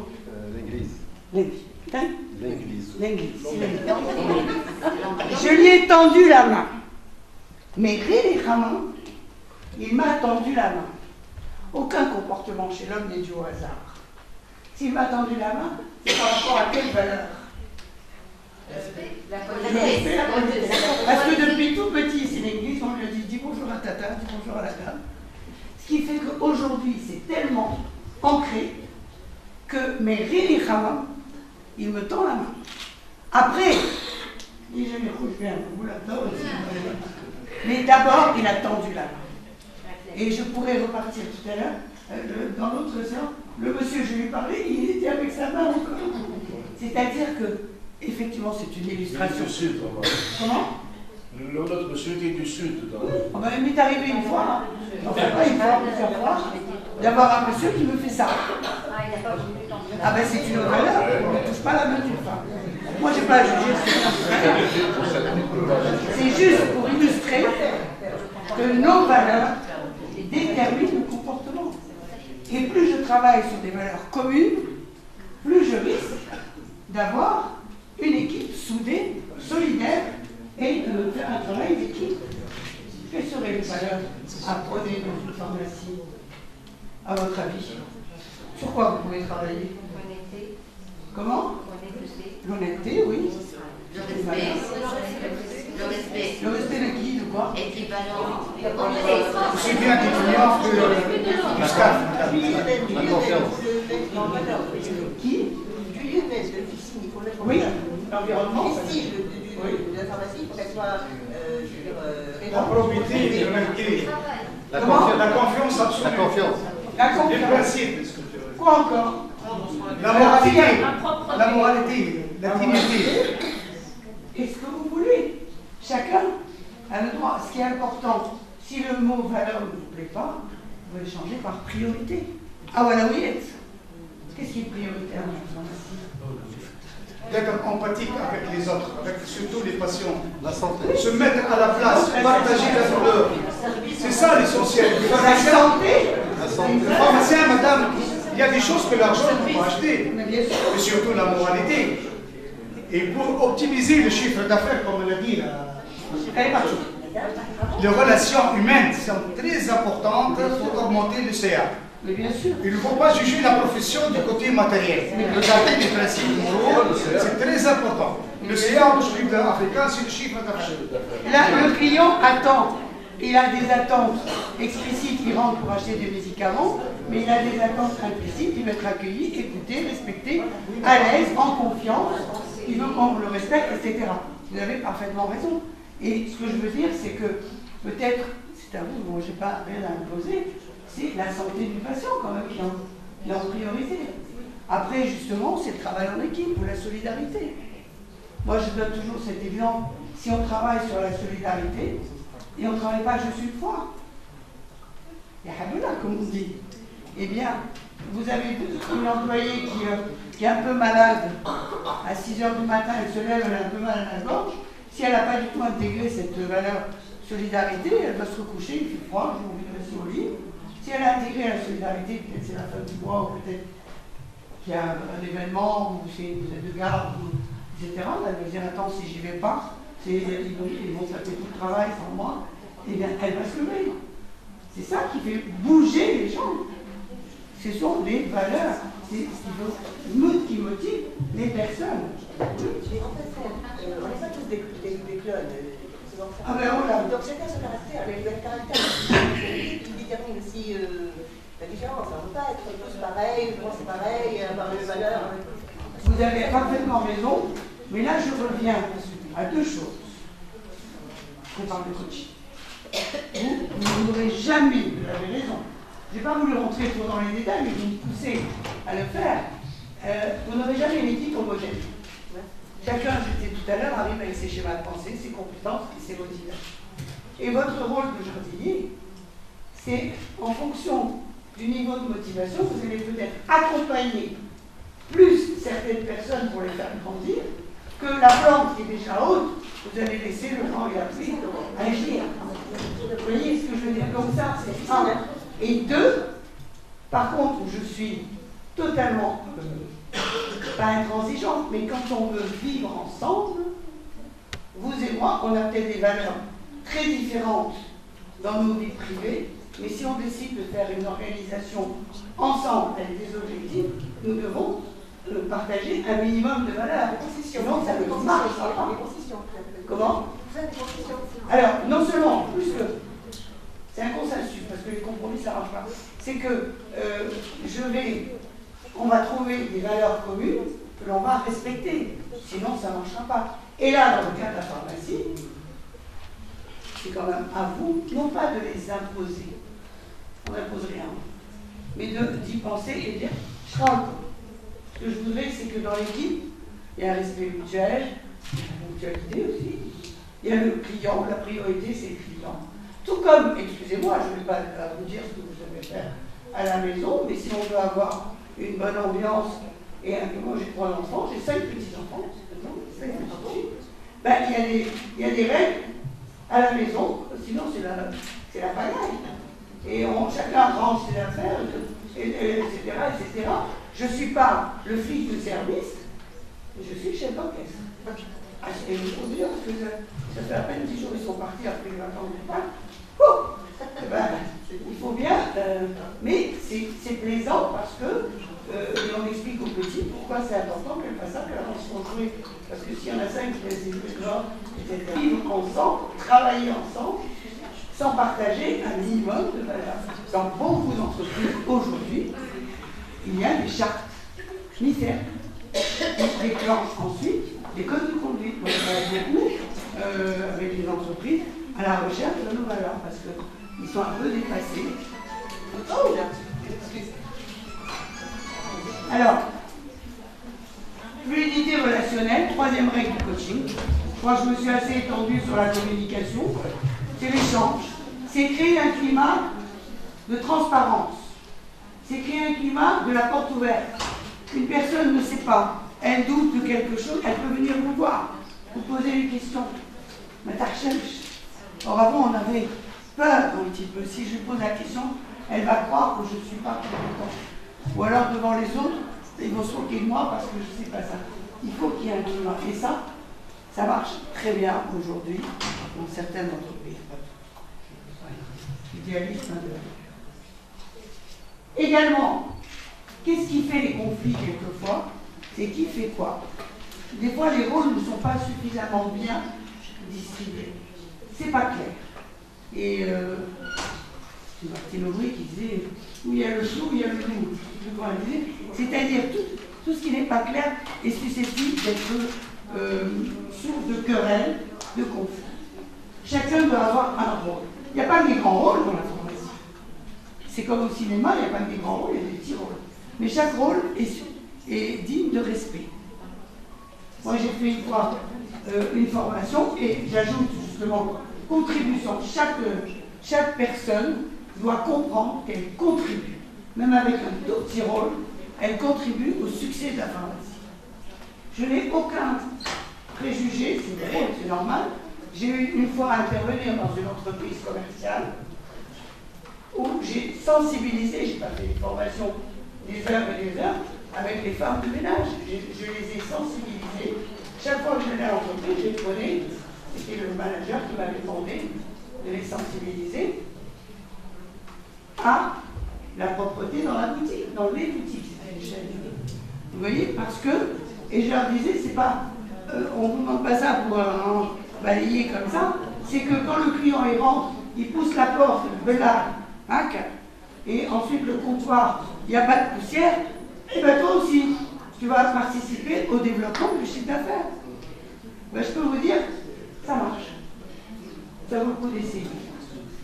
Vous me direz, c'est parce que j'y suis retournée, mais des fois j'y allais, elles ne me voyaient pas, et je voyais ces dames qui avaient été prises en main, pas seulement par moi, mais aussi par la direction. Eh bien, vous les voyez, on nécessite donc cette palier avec beaucoup d'entrain. On n'a pas doublé leur salaire pour autant, mais on les a sensibilisés sur l'utilité de leur travail. Parce qu'on peut faire tout, on peut avoir des stocks extraordinaires, enfin, mais si c'est pas propre, ça ne marche pas. Ça devient un rôle. Donc, objectif, valeur, fluidité relationnelle, contribution aux objectifs, rôle à jouer, et enfin, on arrive aux règles du jeu.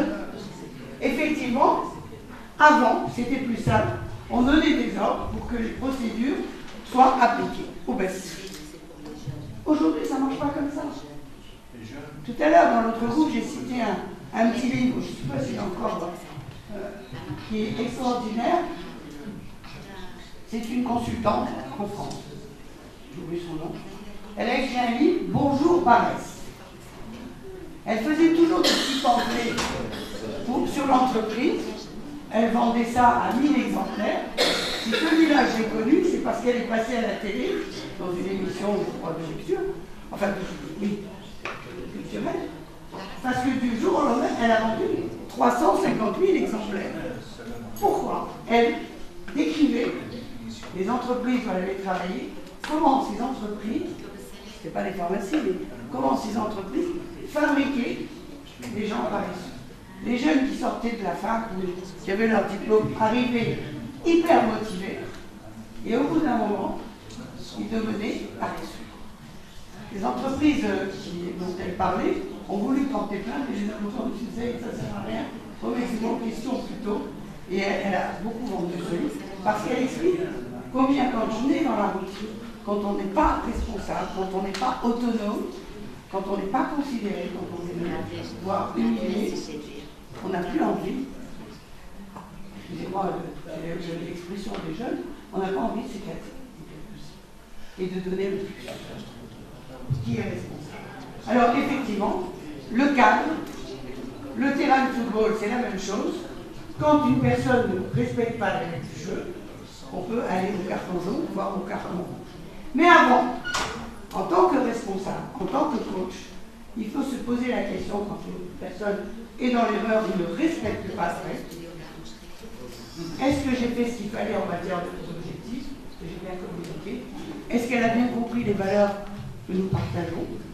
Est-ce que, peut-être que j'ai pas eu le temps ces temps-ci, j'étais un peu prise, j'ai pas suffisamment communiqué avec elle. Peut-être qu'elle n'a pas bien compris son rôle. Si j'estime que j'ai fait tout ce qu'il fallait faire et que belli, ça ne marche pas, au revoir et merci, un coach a aussi la responsabilité de se séparer d'une personne qui ne va pas. Parce qu'il en va de votre crédibilité. J'ai pas tout mis dans l'enquête toutes les motivations du personnel salarié au-delà de l'augmentation de salaire. C'est aussi de voir les mauvais employés virés. Parce que si vous faites plein de bonnes choses sur les règles du jeu et qu'il y en a toujours un ou une qui ne respecte pas et il garde sa place, vous perdez en crédibilité et vous démotivez les autres. Exactement. Et là, c'est pas facile, on n'aime pas, c'est désagréable. Et il en va de la performance de la pharmacie. Donc, je termine. En résumé, créer un climat de travail agréable, convivial, propice à la performance, parce que si on fait tout ça, c'est pas juste pour faire joli. Vous avez, je ne sais plus qui a parlé, vous avez parfaitement raison, c'est l'établissement d'une relation gagnant-gagnant. Les personnes se sentent bien, elles donnent mieux, elles donnent plus. La pharmacie, vous êtes content, et tant mieux. Aider les gens à se sentir bien dans leur peau est un moyen d'obtenir plus de résultats. Et les résultats, eh bien, ce sera effectivement d'abord la satisfaction des clients, parce que sans client, nous n'existerons pas. Satisfaction des personnels. Et un personnel, on dit que quelqu'un qui est bien dans ses baskets et donne plus, c'est mieux, vous le dites. Et, évidemment, développement de l'officier, pas seulement en chiffre d'affaires, en image, en renommée, et on est fiers de ce que l'on a construit. Vous aussi, vous avez besoin d'être fiers. ne partez pas tout de suite parce qu'on aimerait, en votre nom et au nom du CROPA, remercier Madame Martinez pour lui remettre cette attestation. D'abord. Et puis un modeste cadeau de la part du CROPA. Voilà, c'est en votre nom.